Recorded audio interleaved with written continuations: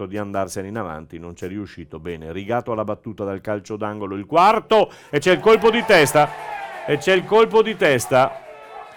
andiamo a vedere di chi, non vorrei fosse dell'ex, sì, Mognon.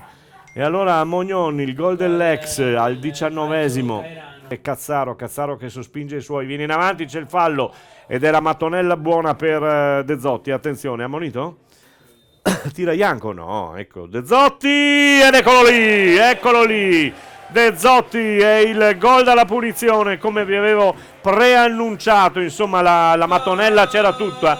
Ecco, di prima intenzione, è bella questa palla, attenzione, ed è un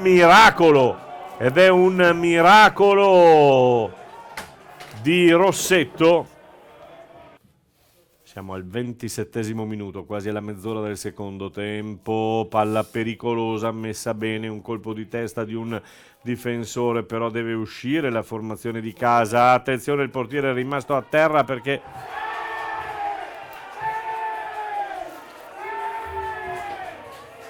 tutti ad abbracciare il giocatore del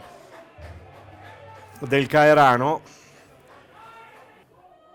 5 al termine con Scandiuzzi che spinge i suoi in avanti, oi, oi, oi, oi, oi, oi, oi, oi, oi, ed è il gol